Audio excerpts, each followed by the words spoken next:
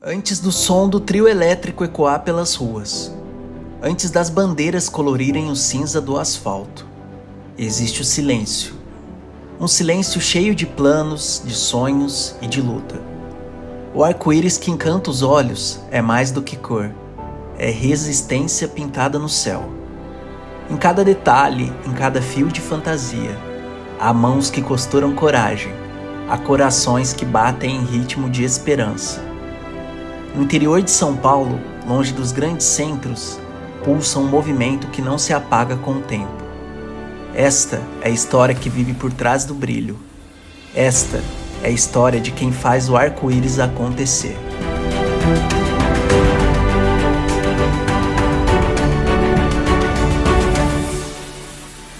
Oi galera, boa tarde para todos, tudo bem? Eu sou o Christopher Decay, esse é o documentário Por Detrás do Arco-Íris. Nesse documentário a gente vai falar sobre a criação da Parada do Orgulho LGBT aqui no município de São João da Boa Vista. Como que é se dada a realização, como que é fechada as parcerias e como ela é posta nas ruas. A gente vê a parada como um evento todo colorido e grandão e a gente não sabe como é realizado e como é feito esse evento. Então nós vamos trabalhar com vocês nesse documentário e vocês vão saber comigo como que é feito toda a parte burocrática. Nós vamos ter entrevista com o poder público, com as pessoas que participam e constroem a parada com a gente. Vem comigo!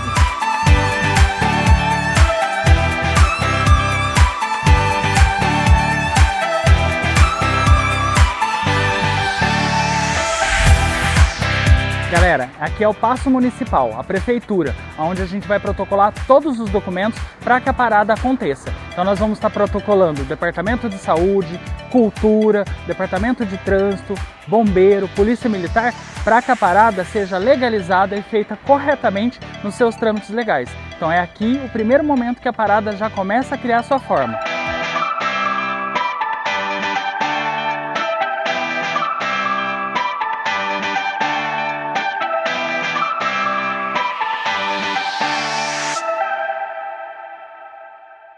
Bem, não tem como a gente falar de cultura sem a gente falar de diversidade e inclusão, ainda mais em um mundo globalizado como o nosso. E principalmente não tem como falar sobre a administração de cultura de um município sem a gente dar vozes a todos da sociedade. E na minha percepção, isso é justamente aquilo que a parada faz. A parada é um momento de protagonismo para a cultura LGBT, para a arte acima de tudo, seja por meio de performance, seja por meio da música, da arte drag, da arte plástica. É um momento realmente de trazer a criação dos costumes e fortalecer a identidade de ser LGBT+.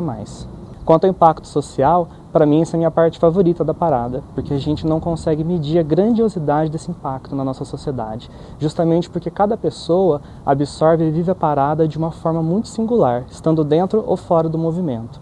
Para algumas pessoas a parada pode ser aquele fio de luz em um quarto escuro. Para outras pessoas acaba sendo um espaço onde ela pode ser ela mesma, principalmente quando ela não tem esse suporte dentro da casa. Para muitos é política. Na verdade, a parada ela é um movimento político, é um momento para a construção de ideias, criações de políticas públicas. E para muita gente a gente sabe que é festa. E por que não festejar? Nós festejamos porque nós estamos felizes. Nós estamos felizes porque nós sentimos orgulho. E sem orgulho não tem a parada, muito menos o movimento. E para as pessoas que não têm nenhum LGBT no seu ciclo social, é um lembrete. É realmente todo um processo de trazer protagonismo para essas pessoas e, acima de tudo, visibilidade. E nos últimos anos a gente conseguiu enxergar tudo que a gente consegue alcançar com a visibilidade. O Departamento de Cultura, a Prefeitura como um todo, apoia de forma institucional a parada.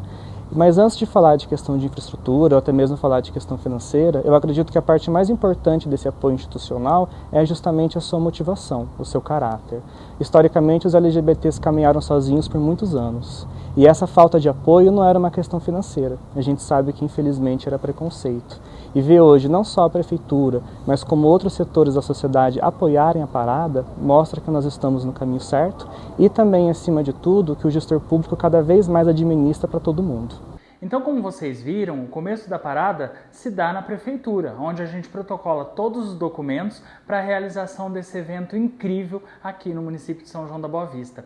A parada, ela é o único e maior ato civil do que a gente tem, né? Inclusive, a gente pode destacar que o estado de São Paulo tem a maior parada do mundo, né? E o Brasil detém da cidade que mais faz paradas, né? Que é a Bahia.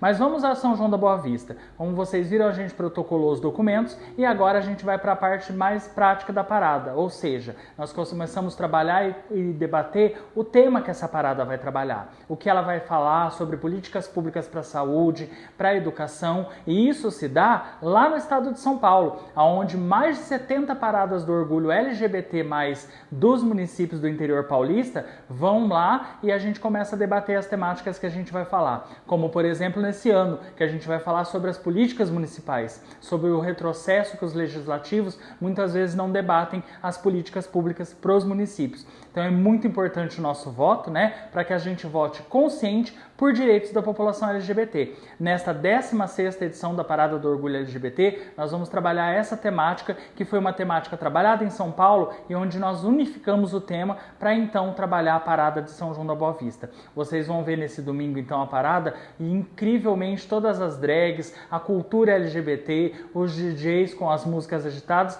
que vem trazer através de tudo isso a empatia da população e vai chegar dentro das casas e das pessoas a educação, o respeito para que a gente trabalhe. Vocês vão conhecer muito mais sobre a parada ainda através do nosso documentário. É isso aí, fique ligado!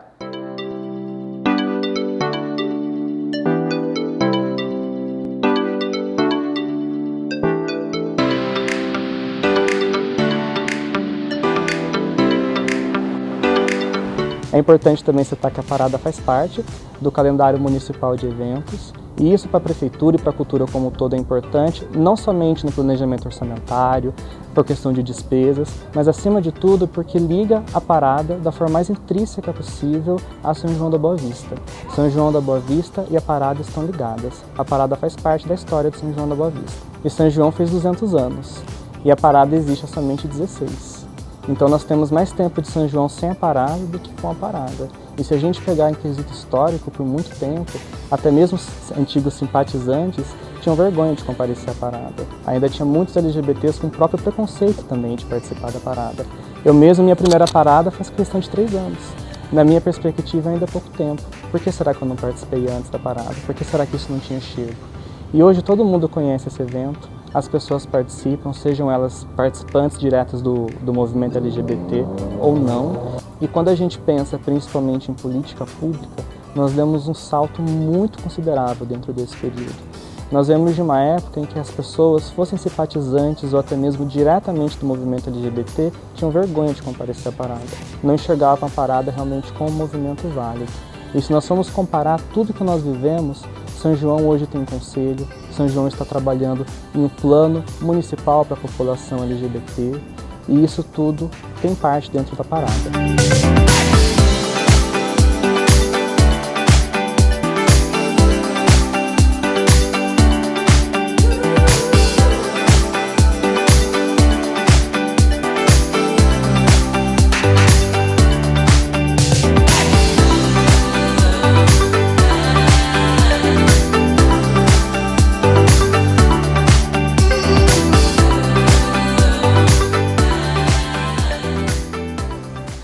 Bom, o movimento ele se dá dentro do município, né? Acredito que desde 2000, as primeiras tratativas, né, dele desde 2008, com a primeira parada sendo executada em 2009 aqui no município. E desde lá tem sido uma luta incansável, né? Acredito, dentro da esfera pública, da esfera privada, a luta que a Associação em Grupo com as Estações vem tendo ao longo dos anos para poder construir. Acredito que a gente trazer e montar um movimento dentro do município, não só dentro de São João da Boa Vista, né, mas dentro das cidades em que a Associação em Grupo 4 Estações ela atua, né, se a gente for analisar dentro desses 16 anos de atuação, a gente conseguiu muita coisa, acho que não só dentro de São João da Boa Vista, mas acredito que em todos os municípios aqui da região da Mogiana. É um prazer enorme estar à frente dessa liderança aqui dentro do município, né? Construir a parada não é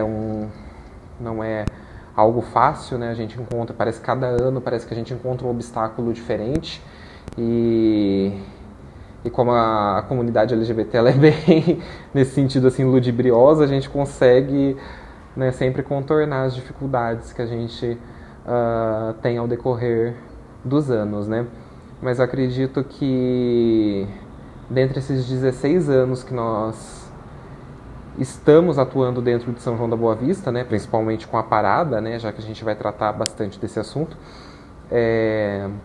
a gente conseguiu sim estabelecer o nosso local dentro do município, né, estabelecer a nossa área de atuação ali. Hoje a gente já faz parte do calendário oficial, né, de cultura do município. Então, acho que conquistar isso dentro de um município como São João da Boa Vista foi algo assim surreal. Eu me lembro da primeira parada, né, pouquíssimas pessoas, né, uma estrutura bem, né, se a gente for olhar hoje, bem precária aos olhos do que, né, o que a gente consegue hoje com todo o apoio, com toda a parceria, né, com as pessoas procurando divulgar as suas marcas e o seu apoio institucional dentro da parada. E olhar para trás e ver que tudo aquilo começou como um sonho, principalmente dos meninos, né, como eu costumo chamar as mães fundadoras da parada, eu acho que é incrível. Olhar hoje, liderar esse grupo, para mim, eu sinceramente me considero um João antes da GQE, e eu considero um João após a GQE.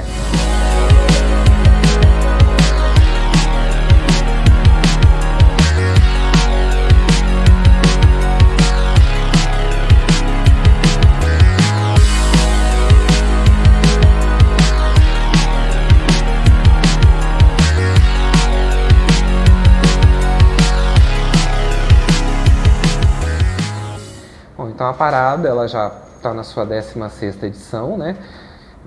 A gente teve uma pausinha entre o período da pandemia, mas a gente continuou com ações no âmbito virtual. A gente sentiu essa necessidade principalmente de atingir o público que estava em casa, né, durante a pandemia, que acho que foi um período muito complicado para todo mundo, mas eu acredito que em especial a comunidade LGBT, né, porque acredito que ela tenha sofrido bastante. Teve alguns amigos, alguns conhecidos meus que inclusive perdeu o serviço, né, durante esse período de recessão, durante esse período de pandemia. E se a gente levar em conta que talvez tenha tido um cunho homofóbico por isso, de fazer a gente repensar a importância da gente trazer a parada todos os anos para a rua, para a gente reafirmar a nossa existência, que a gente é tão capaz como qualquer outra pessoa da sociedade, né? Como que a sociedade trata como normal, mas quem é normal hoje em dia após uma pandemia, né? Faz a gente pensar bastante nesse sentido. Então a gente traz essa 16ª edição da parada agora em 2024, né? Um ano que é de fundamental importância. Eu acho que não só no cunho social, mas no cunho político, principalmente. A gente vive uma polarização política gigantesca. Não só isso, a gente entra numa questão de ser um ano eleitoral, que é muito importante para a gente. Então, nós aqui da Associação em Grupo 4 Estações, até por intermédio do nosso coordenador de políticas públicas da GQE, o Christopher, a gente resolve unificar o tema da parada junto com São Paulo, né, que é a maior parada do mundo e é a nossa referência, né? São Paulo que dá o start aí para a gente iniciar as paradas aqui no interior, trazendo um pouquinho esse tema sobre a negligência com que o poder público trata referente às tratativas mesmo e direitos da comunidade LGBT.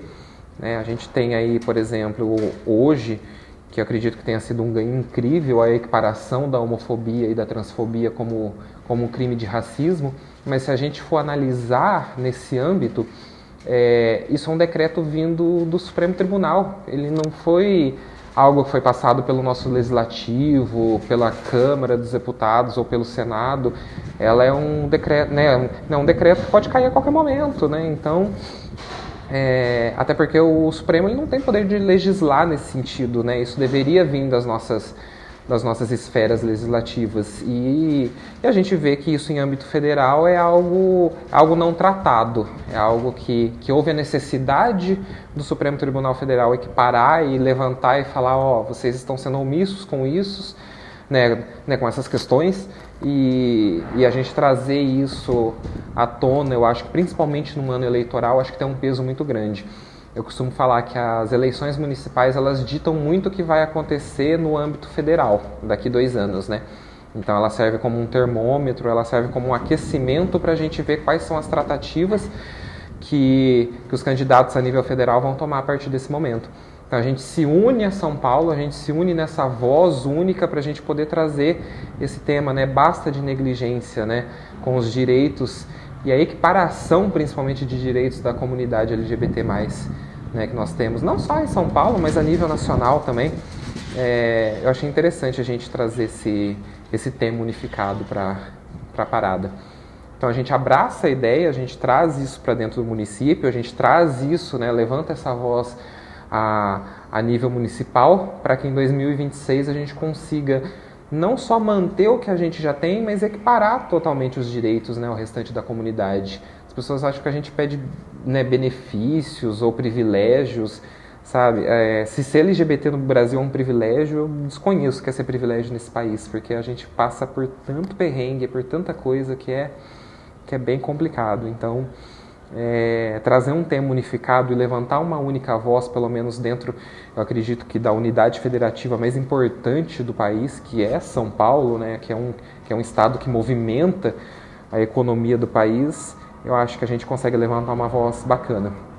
E a gente faz o chamamento, né, para todas as pessoas estarem presentes, né, quem sentir interesse, e principalmente criar essa consciência dentro da comunidade LGBT da importância do voto, da importância da gente buscar candidatos que pelo menos levantem alguma pauta para a gente, ou que sejam apoiadores do movimento, né, LGBTI, que a gente consiga aí manter e não retroceder, porque tem muita gente que acha que se candidato A ou B ganhar, os nossos direitos estão garantidos, mas isso é uma mera ilusão, eu acho que é algo utópico, até a gente não conseguir estabelecer os nossos pedidos e as nossas equiparações como direitos constitucionais, a gente não tem nada garantido. Então, se hoje você está casado, isso pode ser a qualquer momento revogado. Quem garante que não? Então, a gente traz uma coisa meio que The Handmaid's Tale para a nossa sociedade, mas não está longe de acontecer. A gente tem uma bancada conservadora muito grande no nosso legislativo e eles estão a todo momento tentando nos atacar e nos derrubar, e eu acho que trazer isso, né, trazer esse tema em pauta é de fundamental importância, e pedir, né, para que a comunidade LGBT crie consciência de voto, né, crie consciência do que eles são, né. É porque você tem uma posição um pouquinho melhor ou porque você é aceito por alguma parte mais elitizada da sociedade que eles não vão te enxergar diferente. Eles vão te enxergar como gay, como lésbica, da mesma maneira. E a única coisa que nós queremos hoje realmente é trazer equiparação de direitos, que todo mundo se enxergue como igual.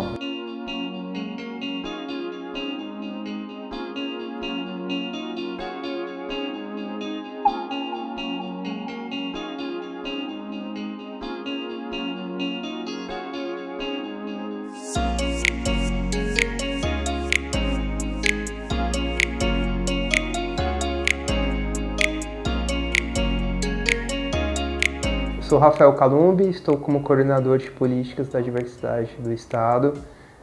Hoje estou aqui para falar um pouquinho sobre a importância das paradas, principalmente no interior de São Paulo.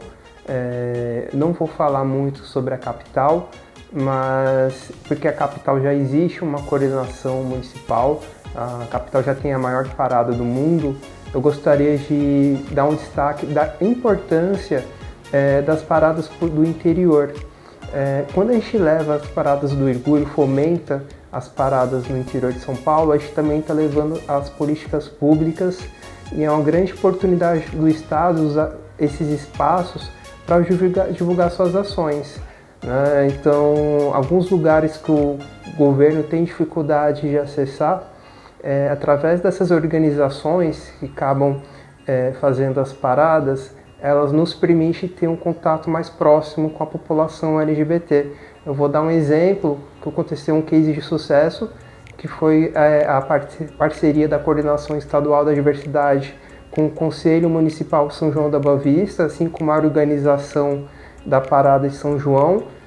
onde em 2023 realizamos o primeiro encontro estadual de conselhos municipais, né, que foi uma iniciativa do Christopher. Quando veio o Christopher fazendo esse encontro, eu falei, não, o Estado precisa estar presente, vamos chancelar como o primeiro evento oficial. E a partir daí isso foi sucesso, né, porque naquela época a gente tinha mapeado em torno de 17, 18 conselhos, e hoje, em 2024, estamos em julho de 2024, dobramos o número desses conselhos graças a esse mapeamento feito no encontro em São João da Boa Vista. Então, por isso que é importante sair um pouquinho da capital, né, descentralizar as ações.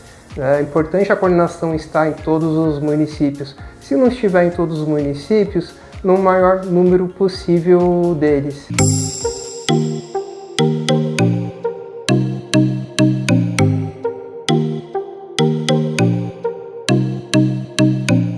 Um dos programas que o governo de São Paulo tem, através da Secretaria de Cultura, né, é o edital Mais Orgulho. Né? O edital de Mais Orgulho ele completa diversas organizações que pretendem levar a parada em seus municípios. Então o Estado está atuante, a ideia é que esse projeto cresça e é um elo que a gente está fazendo aí com a sociedade civil. E que a gente percebeu dos últimos anos que tem sendo um sucesso, né? Principalmente porque onde existe parada do orgulho, por consequência o poder público local investe na pauta, né? Como criação de conselho municipal, ambulatórios para a população trans, né? Assim como casas de acolhimento, centros de cidadania. E alguns municípios mesmo estão criando assessorias e coordenações para a diversidade. A gente percebeu que o índice onde existe parada, o índice de criação desse equipamento é chega a ser o triplo de cidades que não tem a parada como esse movimento. Então a parada não é apenas uma festa, né? É um protesto e é uma oportunidade de a gente construir as políticas públicas e mostrar o que temos e pedir, né? Pedir para os nossos governantes a criação desses equipamentos, a criação desses órgãos. Por exemplo, esse ano que o tema foi unificado, a Parada de São Paulo acabou unificando o tema, fazendo uma alusão à questão das eleições, né? Então, a gente acaba vendo essa reflexão de unidade. E quando a gente vê essa questão de unidade, a gente vê o tão quanto nossa população LGBT é grande, o tão quanto somos fortes, né? Só não colocamos o presidente ainda no poder porque não quisemos ou porque não nos unimos ainda. Ao mesmo tempo que eu falo que estamos unidos, mas precisamos ter algo de concreto, precisamos demonstrar que temos força para ocupar esses lugares de poder. E eu acredito que em breve, pela força que a gente consegue colocar milhões de pessoas numa parada, São Paulo, as paradas do interior, Campinas, próprio São João da Boa Vista, que coloca dezenas de pessoas, milhares de pessoas, a gente consegue eleger um governador, a gente consegue colocar alguém na presidência. Então fica essa reflexão que eu creio que logo vamos conseguir esse lugar de empoderamento. Eu gostaria também de falar um pouco sobre as organizações que fazem a gestão das paradas, né? A coordenação, hoje nós temos uma equipe de 5 pessoas, mas eu falo que na verdade nós temos um exército, porque quando precisamos mobilizar a população, conseguimos ter essas organizações como apoio.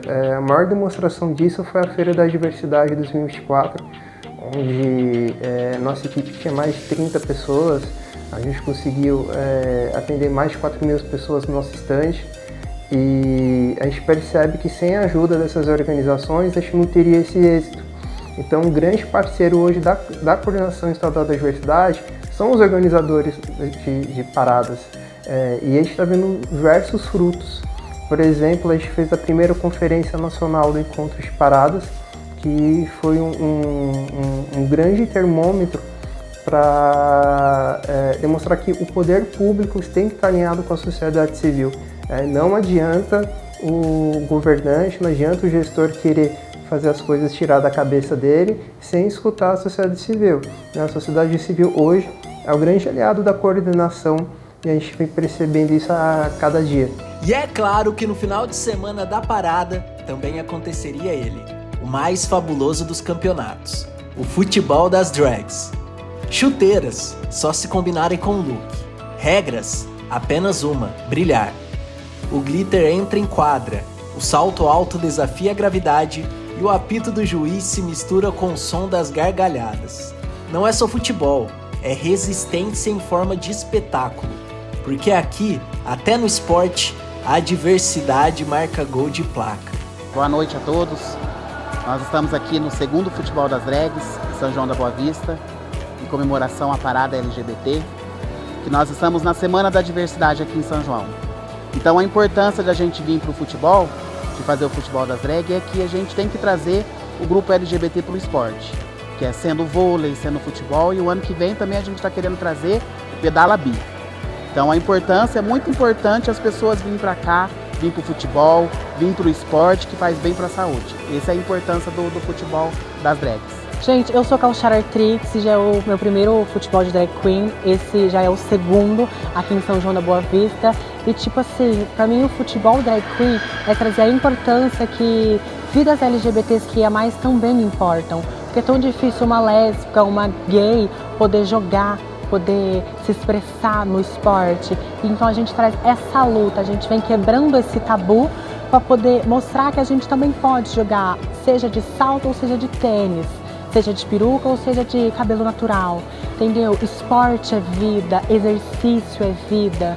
Às vezes a gente não consegue entrar no ambiente de esporte e ter o respeito que a gente merece. Então, para mim é isso a importância do futebol das drag queens.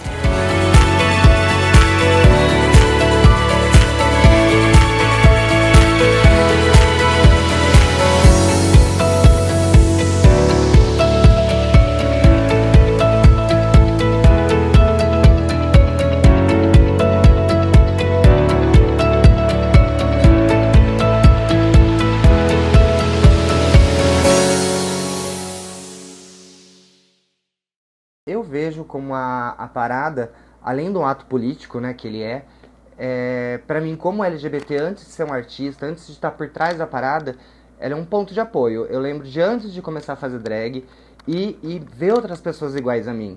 Isso pra mim me deixava muito contente e hoje fazer parte, né, tá por trás disso, ver como a história é feita, eu acho muito importante. Mas mais no sentido de se sentir acolhido, de se sentir representado, de se sentir ouvido, né?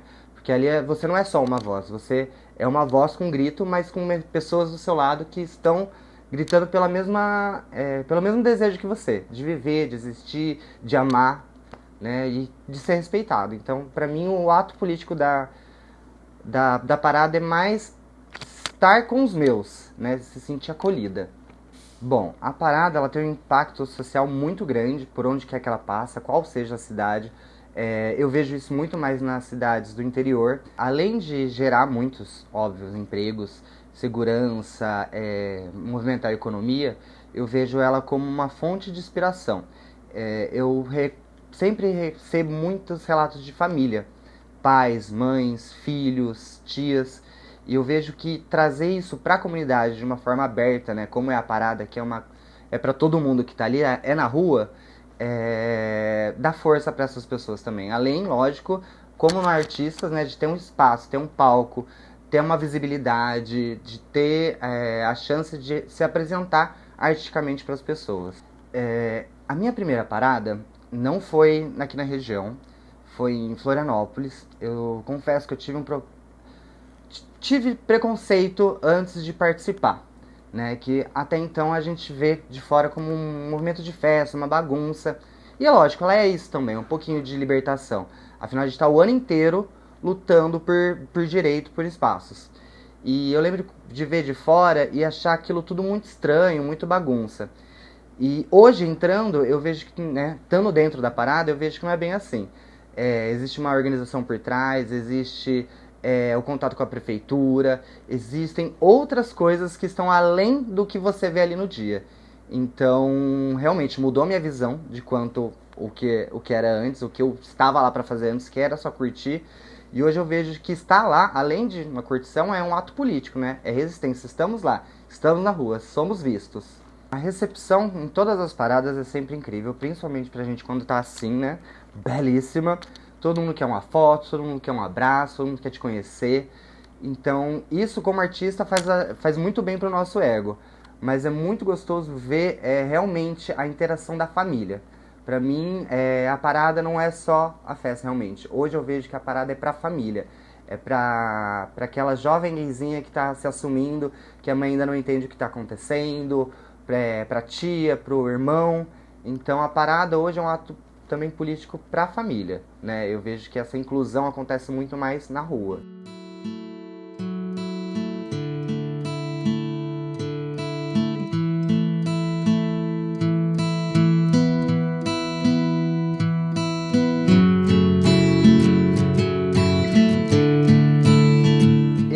Como uma drag queen, gay, ativista, performer, DJ, nossa, o meu papel, qual que é o meu papel? Além, óbvio, de entreter, eu acho que é ser resistência. Afinal, não é fácil você ser um menino e crescer ouvindo que você não pode ser isso, não pode ser afeminado, não pode ser aquilo, e poder realmente mostrar essa força que você tem dentro. Afinal, a drag não é só bagunça, ela é realmente um ato político. Quando eu saio assim, eu estou muito vulnerável, eu estou aberta a terceiros, né? Então, realmente, só de sair de casa assim já é um ato político. O ato da gente ser visto e tá todo ano, né, batendo de frente, seja com políticas públicas, sejam com políticos preconceituosos, ideias fechadas, eu acho que quanto mais a gente vai falando nossa vivência, mostrando nossos espaços, a gente vai conquistando. Pode ser de pouquinho em pouquinho. O casamento, a união homoafetiva, o poder doar sangue, poder adotar um filho. Então tudo isso foi conquistado de pequenos em pequenos passos.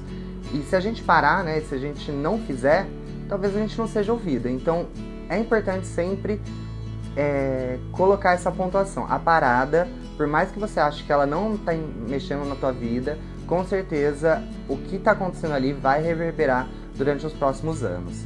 Então com certeza a parada é importantíssima, seja para qualquer cidade. Vou falar de um depoimento de uma vez que, acho que foi uma parada de Campinas, há 2 anos atrás, onde eu encontrei com uma mãe que estava com um bebê no carrinho. E a conversa que ela teve é que ela queria realmente mostrar pro filho dela, que é óbvio, né, a parada é uma festa, mas que ali a gente estava para mostrar respeito e igualdade. Então, eu lembro muito dessa mãe com essa criança de 2 anos, né, no carrinho. Ela, óbvio, não entendia muito o que estava acontecendo ali. Mas normalizar isso com a família, mostrar que todo mundo tá ali, para ser respeitado, é muito forte, né? É muito importante. Porque eu não tive isso. Eu tive que lutar muito com a minha família para poder me aceitar e para que eles me aceitassem. E ver uma mãe levando, né, o filho de 2 anos, aquilo para mim foi muito impactante, muito forte. Eu queria realmente que tivesse acontecido comigo. Que fosse a minha mãe me levando ali e eu naquela idade começasse a perceber que eu não era uma pessoa tão diferente, que eu não tinha motivo para ter vergonha, que eu não tinha motivo para me esconder, para ter medo, que eu podia ser realmente quem eu queria ser, quem eu pudesse ser. Eu vejo um movimento muito grande do boicote político em cima da nossa comunidade. Eu espero que em 5 anos esse boicote não ganhe forças, que a gente continue na rua, que a gente continue incomodando, que a gente continue mostrando nossa existência e resistência, que ela não pare por aqui, que ela só cresça. É isso que eu espero da parada em 5 anos, pelo menos.